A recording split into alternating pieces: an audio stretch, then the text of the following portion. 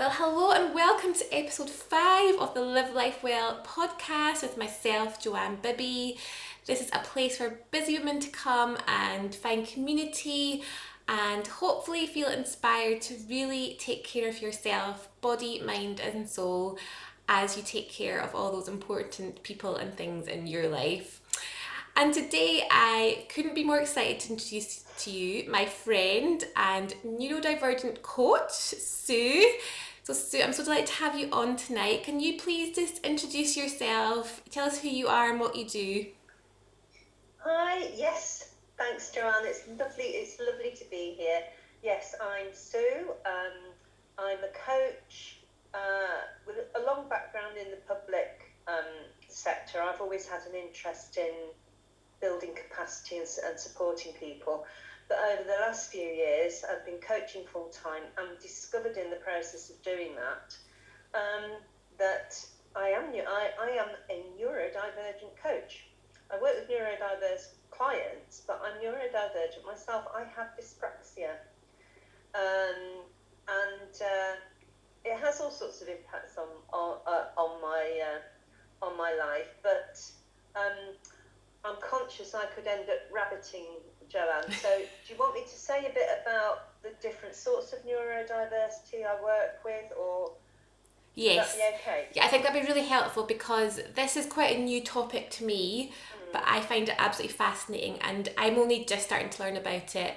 And I think it is something that does affect a lot of women, either directly or indirectly. So if you can give us a bit of that bigger picture of what is neurodivergency, what are the different kind of conditions people might come across, that'd be really helpful. Lovely. Right. So what we're talking about, the global term that we're starting to use is neurodiversity, and what that describes is the sort of diversity amongst people's cognitive systems and ways of thinking about things and taking in information, as we see in other aspects of human society. So height, ethnic background, eye colour, build. You know, we're a very, very diverse race, and the diversity extends to the way our brains work.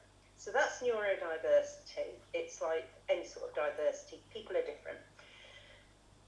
Neurodivergent conditions are ones where you can assess and see a distinction in the way that somebody's cognitive function operates. It's a bit like having a slightly different operating system to the 80% of the population who are not neurodivergent.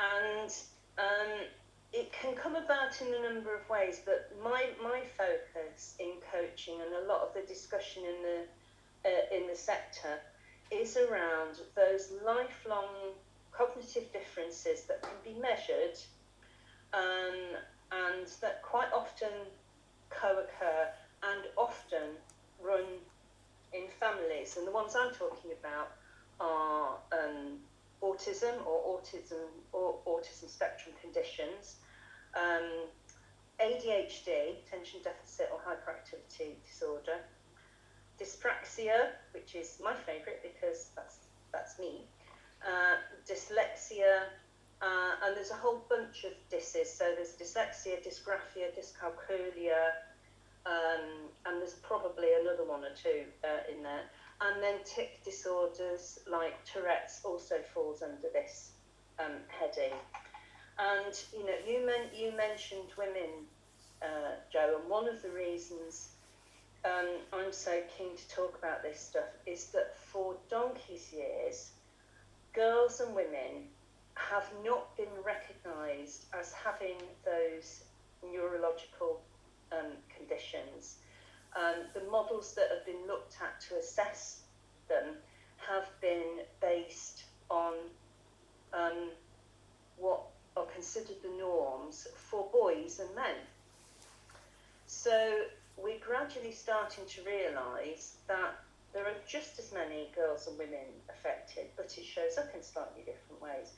One of the conditions people think they know a bit about is ADHD, and the stereotype of ADHD is a boy who's disruptive at school. Now, for girls and women, it doesn't always show up like that in boys and men, be for girls and women, we're more likely to exhibit the inattentive side of ADHD, so being daydreamers, rather than being disruptive. And even if girls and women have got the hyperactivity element of ADHD, that may show up differently. So whereas a stereotypical boy might be regarded as being disruptive in the classroom, an ADHD girl may be the most helpful girl in the class, the one who's always volunteering to go and get this or do that or look after somebody. And it's still hyperactivity, but because it's not displayed as a bad behaviour, it's not regarded as a problem in the same way. For many, many years, it was assumed that women weren't autistic, girls and women weren't autistic. Again, that was a male characteristic. And we're starting to realise that it does affect girls and women. And I'm seeing women who are realising in their 30s, 40s, or even beyond. I was 62 when I was assessed as being dyspraxic, who have successfully managed these conditions in a lot of ways, but perhaps never quite hit the heights that they're capable of, and have known that something's holding them back but never been sure what. And it's only when their own children are picked up in school, maybe as being dyslexic or having ADHD, and somebody then says to mum, have you ever thought about whether this might be you as well? And then there's a bit of a light bulb moment. So I think there are a lot of women out there who are coping with I don't want to say the word deficit, it's a word I flipping hate, but the challenges of having a neurodiverse condition. They may be using their strengths beautifully to compensate for the challenges, but using a lot more energy than they should need to be doing to get where they want to be. Does that make sense? Oh, completely. And I just love hearing your passion, your wisdom on this. I could literally talk to you for hours about this. And I think it's so great that we're doing this, because I know personally I was quite shocked to realise that I possibly have a neurodivergent condition. I'm exploring an ADHD diagnosis, and I read somewhere recently that the average age for women to be diagnosed with ADHD now is 39, which I find really sad but also really hopeful. I feel like we're talking about it more, people are more aware, and the relief that it's not just something wrong with you, that maybe there's an explanation for why your mind works the way it does. And so I think it's great that it's more in people's awareness. So you said you were 62, is that right, when you were I was 62, yeah. diagnosed? So can you tell us a bit about your journey of coming to that point of diagnosis, how that felt, and then we can maybe go on to talk about how someone would go about exploring if they felt they might be neurodivergent, how they would start that journey. Absolutely. Well, I'm dyspraxic, and just briefly, what that all the neurodiverse conditions have their own differences and particular characteristics. There's also a lot of overlap, and they tend to hang around in groups. So you will find in the same person or the same family autism, dyslexia, dyspraxia, ADHD. It can be a very rich mix, and we're starting to wonder whether this is part of an overall spectrum, and seeing it less as very separate conditions. The specifics about dyspraxia are that it affects our motor skills, and it can either be gross motor skills, so it can get picked up in school when children are having difficulty hitting coordination milestones. They may have difficulty telling right from left, or difficulty with ball skills, riding bikes, that sort of thing. So it can hit the gross motor skills. It can also hit fine motor skills, which is what I had. So my handwriting was always messy. I spill things, drop things, bump into things, but I can ride a bike, just about. I can drive a car if I'm careful, I can catch a ball, as long as it's not a tennis ball and I've got to coordinate the bat as well. I know it's not a bat, it's a racket. Yeah. Anyway, so as I said, I'm in my 60s now. So both my brothers were picked up when they were young with what was then termed hand and eye coordination difficulties, and that picked up on these motor skills. It wasn't something that girls had, and my gross motor skills, so the bigger movements, were better than my brother's. So there was never any thought that this might be an issue for me. And then as life went on, I kept hearing little bits about dyspraxia and thinking, I do bump into things, I do spill things, I can't copy, draw.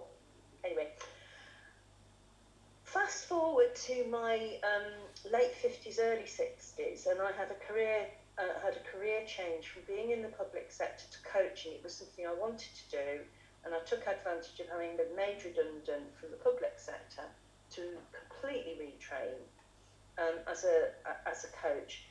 And as luck would have it, the organisation I qualified with were doing a CPD event. There was a speaker there who was talking about coaching with neurodiverse clients, and it was the first time I'd heard the word, and she was actually talking about coaching with a company called Genius Within that I've done a lot of work for since.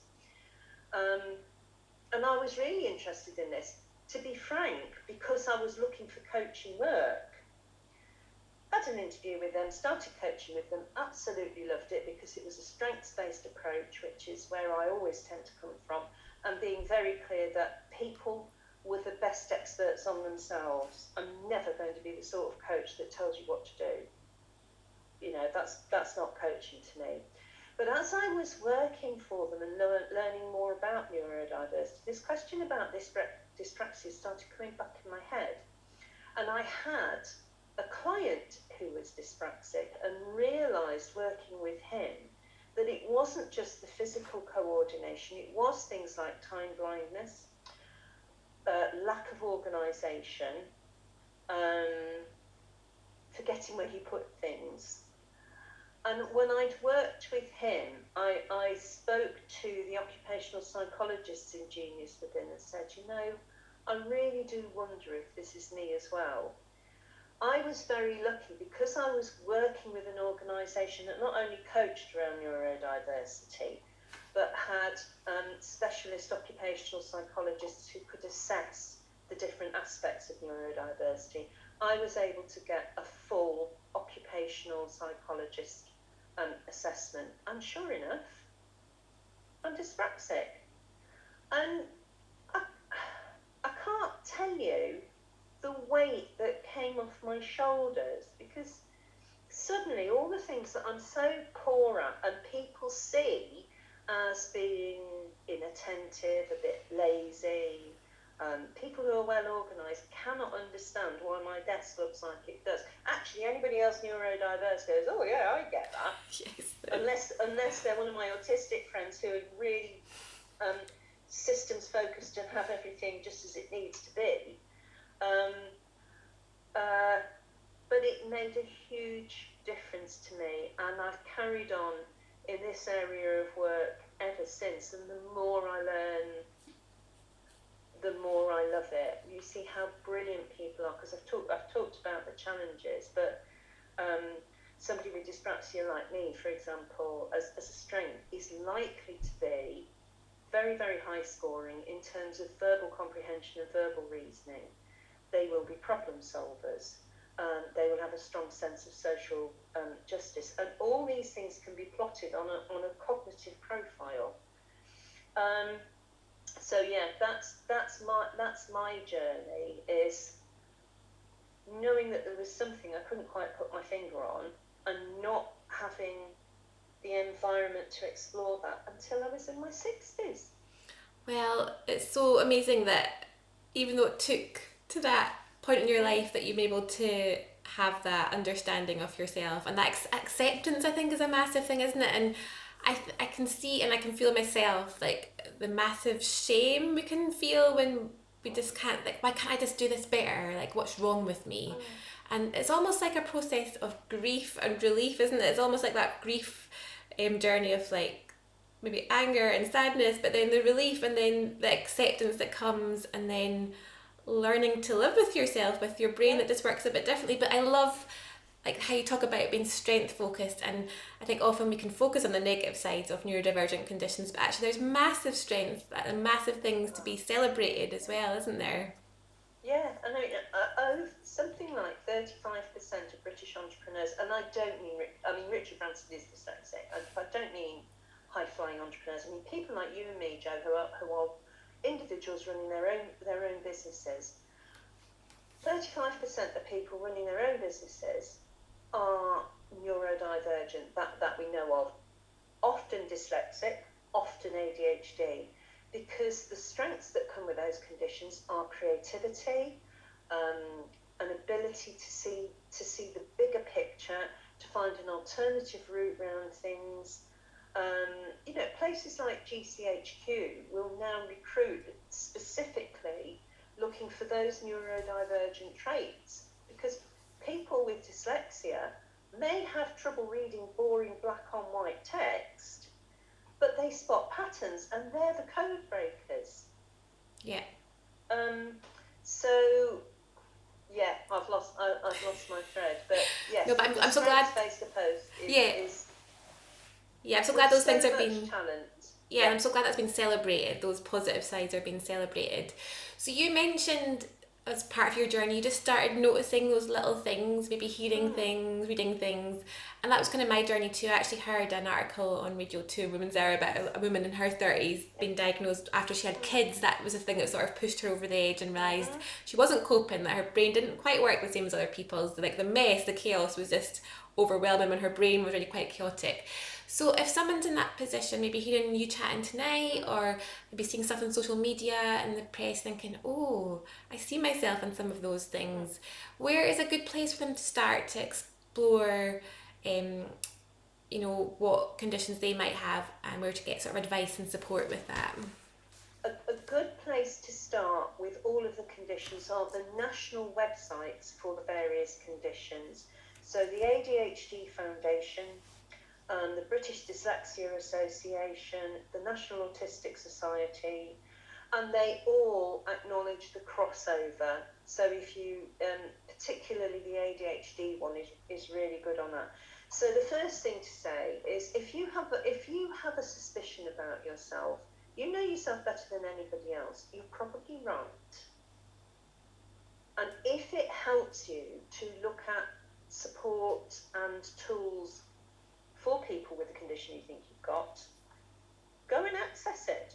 You don't need anybody's permission, and you don't need a doctor's letter to say, yes, I have ADHD, I need this support. Unfortunately, full diagnosis or assessment is very poor for adults. It is possible. Now, I mentioned the occupational psychologist that I went to, and that is a route that can be pursued, but there are some really good screening tools. First of all, on the national societies, and I'll send you the links, Joanne, and we can perhaps circulate. Yes, we can share them in the bio for the podcast. Yeah, that'd be great. And then there are 2 self-screening tools that I recommend without any hesitation. One which is free, and it doesn't give you a diagnosis, but it'll give you an idea of your strengths and challenges, is on the Genius Within website. And if you just Google Genius Within, it will come up. They will ask you for an email address, but you can do a screening. It won't attempt to diagnose you, that's not its purpose, but you'll know from it whether your profile actually is similar to somebody who has a neurodiverse condition, or more than one, if you're really lucky. And the other really good site is the Do It Profiler, which was set up by Professor Amanda Kirby, and she's linked to Cardiff University. And she's got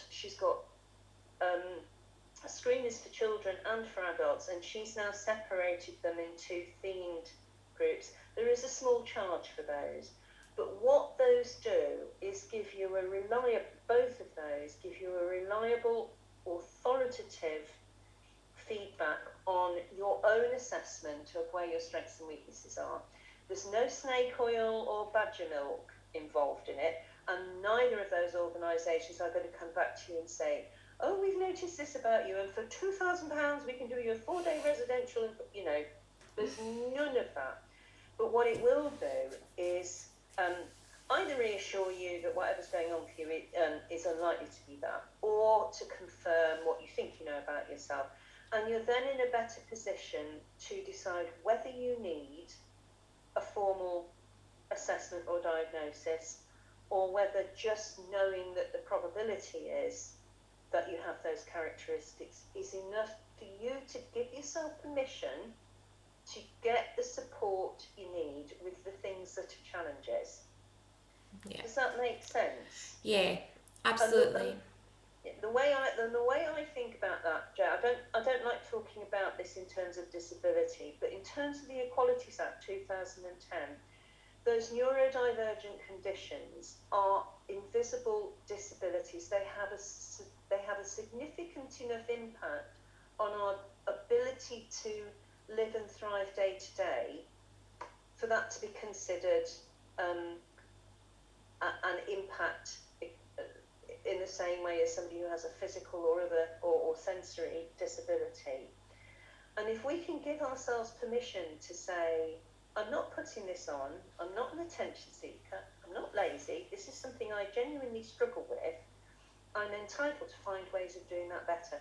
If you or I had an accident, or for example, had really bad arthritis and ended up having to use sticks or a wheelchair, we would not beat ourselves up for not being able to reach something off the top shelf, would we?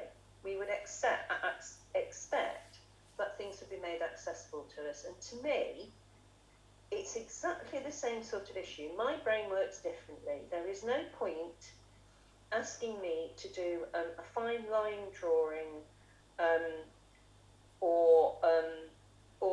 or hit a tennis ball accurately. It doesn't matter how many times I practice. My spatial awareness and hand-eye coordination is never going to be good enough for that.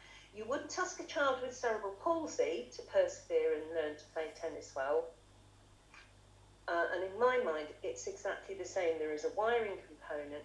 Same with ADHD. There are things in the brain that can be seen in terms of levels of norepinephrine, I think it is, and dopamine that are specific to ADHD. And just talk. Do shut me up if I'm going. No, it's so good, Sue. It's so good.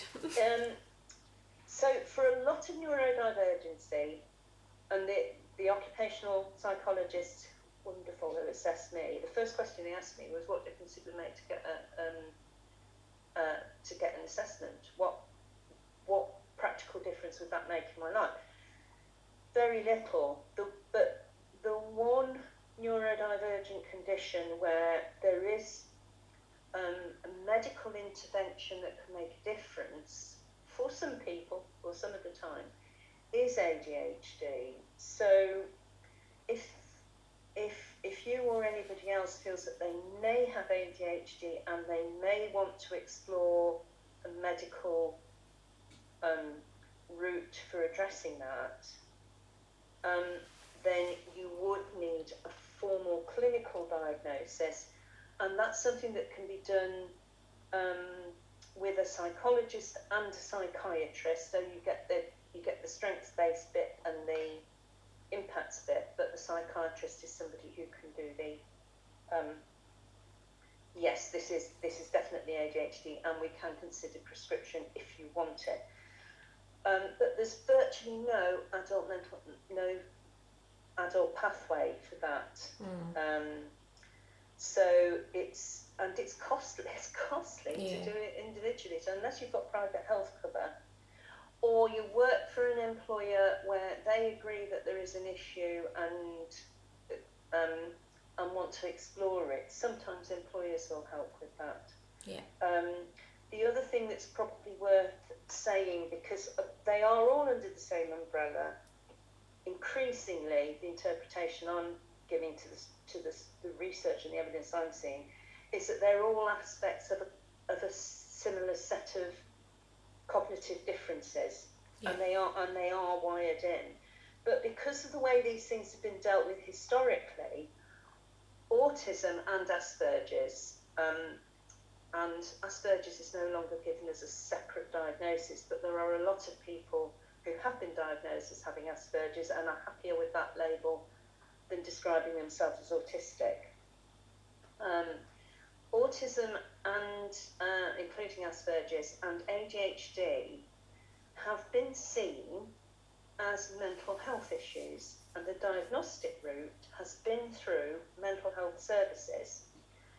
And I'm going to stay away from saying what I think about that. I can imagine. Whereas dyspraxia, dyslexia, and Tourette's is sometimes shoved in that box as well. But dyspraxia, dyslexia, dyscalculia, dysgraphia, they've traditionally been seen as learning difficulties, and there's been more of an acceptance that they don't impinge on somebody's intellectual ability, that it is a process issue about learning to decode words or numbers. So the diagnoses routes have always been different, and it's I think traditionally been easier to get a diagnosis either at school or for a lot of young adults at university of dyslexia, dyspraxia. I think it's getting better with ADHD.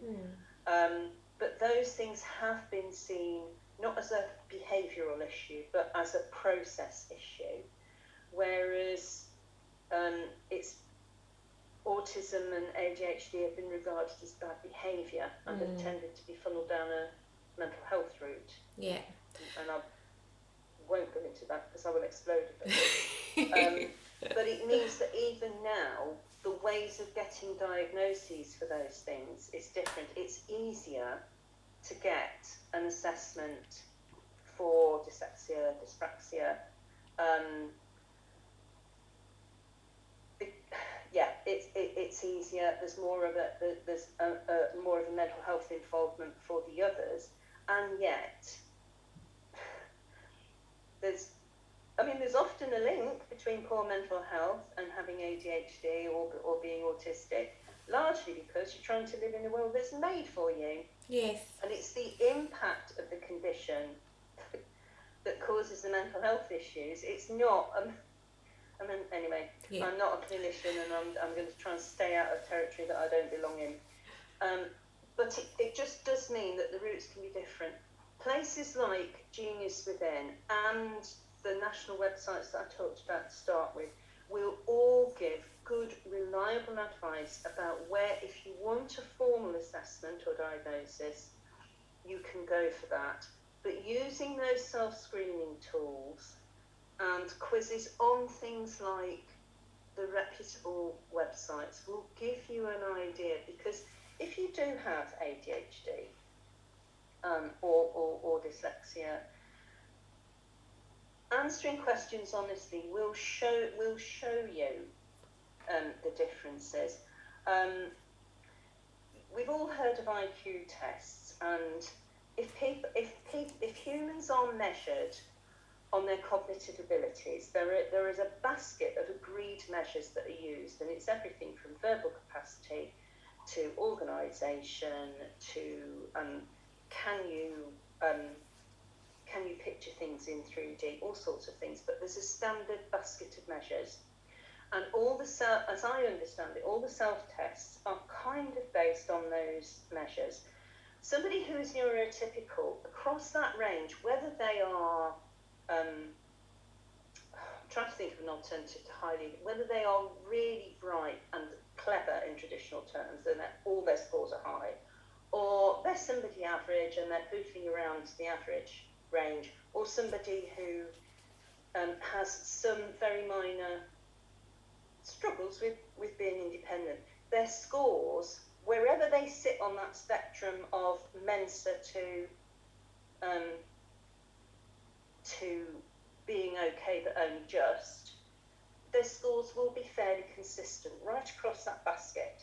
In somebody who has a neurodivergent condition, what you will see is what we call a spiky profile. So the strengths will be really high, but the deficits or the challenges will score really low in comparison high scores and may bring somebody whose strengths are right at the top of the intellectual ability or the percentile scale for the population as a whole, but their challenges may fall so far below the average that that's where the challenge comes. And because the expectation we have of everybody is that everyone operates at their best, I think that's why some people get frustrated with ourselves. People don't understand why it is that you can be so clever and so bright and sharp in one area and yet not even averagely competent in an area that they regard as basic. Yeah.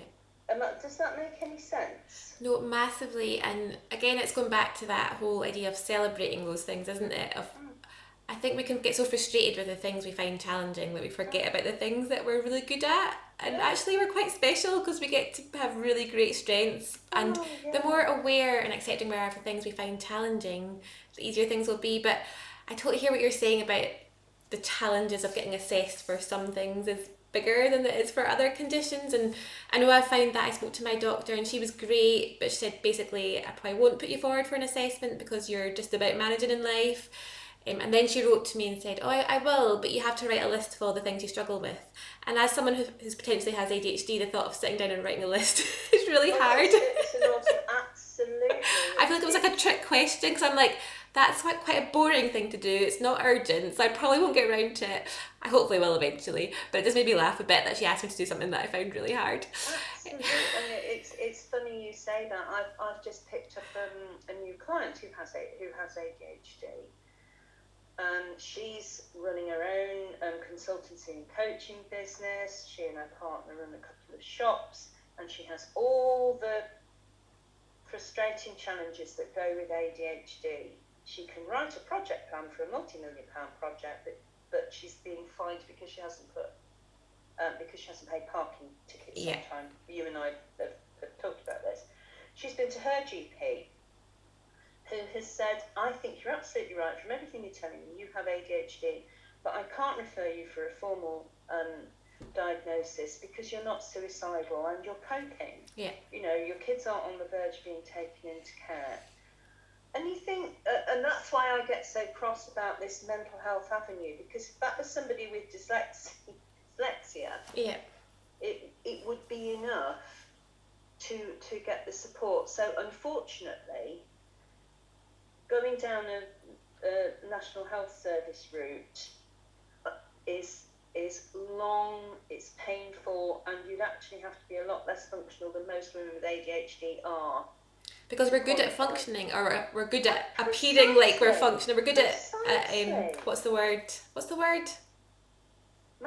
Masking, compensating, aren't we? Compensating, strategizing. Yes, but I hope, and I know this would be your heart too, so I hope if you're listening to this and feeling a bit hopeless or worried about that you can also be reassured there are so many great resources out there.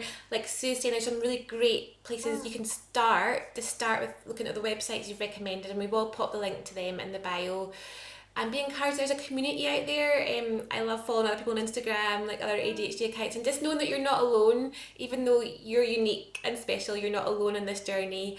And something we could probably have a whole other podcast about is that there's other things to explore, like lifestyle. Of us, we think, Jo, it's about 20% of us are neurodivergent in one way or another. Yeah. And it's starting to be seen as an evolutionary advantage. That's the way that the sector are coming at it and saying humanity has these different ways of thinking, because you need those different styles of thinking for humanity to work as a society. And just going back to what you were saying about living well, there are no magic answers for this, but first of all, if you feel that this is you, trust your own judgment, do some finding out, do something to back yourself up, and then be kind to yourself and say, well, you know, if I'm not good at this, is this a good use of my time? You don't even have to put a label on it. Is this a good use of my time if I'm not good at it? Would I be better to use somebody else's time for that? And all the things that we talk about in terms of ordinary well-being, sleeping well, resting, eating well, they all plenty of water. They all help. They all help enormously. There's some evidence that omega-3 supplements can be useful, particularly for ADHD, and it's something that's been done with kids. Worst case scenario, we're all short of omega-3 anyway. It can't do you any harm. Absolutely. You might not notice any difference. You might find that your brain fog is a little bit better. That might be a placebo effect. If it works, who cares?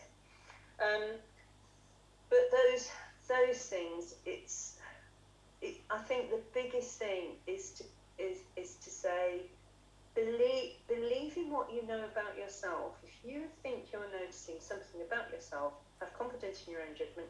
Be kind and curious about yourself in the way that you would be for a good friend.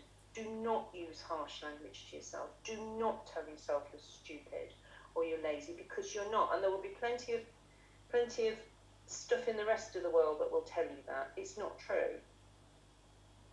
Yeah. Oh, so that's... Shut up there. No. I'll go on forever. Oh, I wish you could. I wish we had time for you to. And thank you for reminding us to ask you what living life well means to you. This is my special, amazing, chaotic brain that forgets to do things in the right order. But I love that you brought it back to that, and I totally agree. I find lifestyle things super helpful to help me manage my brain and to live life as well as I can. So like you say, eating well, resting well, moving, exercise is great for me, supplements, all those things that will help all of us will help us, those of us who are neurodivergent, and that can only be a good thing. And just knowing that empowers you, doesn't it? You don't need to necessarily have a formal diagnosis or medication to be able to thrive. I love that you used that word thrive earlier. It's not just about surviving and getting through it, it's about accepting how you are fearfully and wonderfully made and finding ways to thrive in this crazy world we live in. So that's just been golden. I feel like we definitely need to get you back to dive into this more, because there's so much we could talk about. But Sue, could you just tell us where to find you? Because I feel people will definitely want to ask you questions after this, and I know the chats that I've had with you have been so helpful. So where can we find you? You can find me on Facebook at Sue Murphy Coaching. I'm on LinkedIn. I do have a website, which my wonderful friend Roxy Rhodes is in the middle of redoing for me. But if you put Sue Murphy Coaching into Google, it will come up with my existing website. And I'm more than happy to be contacted for a chat. I'm in Wise Tribe, which is a group you and I both belong to. But yeah, if I can be found under Sue Murphy Coaching almost anywhere. LinkedIn and Facebook are the social media I use most. I'm not on Instagram and the others because I can't cope with that range of social media, frankly, and it's not where the people that I'm coaching will come from. Well, yeah, it's good that you know that. Is that what you needed? Is that okay? Yeah, I want to. Yeah, just so we know Sue Murphy Coaching, we know where to find you. That's amazing. Please have a chat with Sue if they could be helpful. I know it would be. What was I going to say? But yeah, I just hope after our chats tonight that you feel encouraged, you feel hopeful, and I hope you feel like even if you don't feel like you are on that neurodivergent, what do we call it? What's the word? Spectrum is the word I'm looking for. It's my brain. That you will probably know someone who is one of those 20%, so hopefully you feel empowered to support them and encourage them better.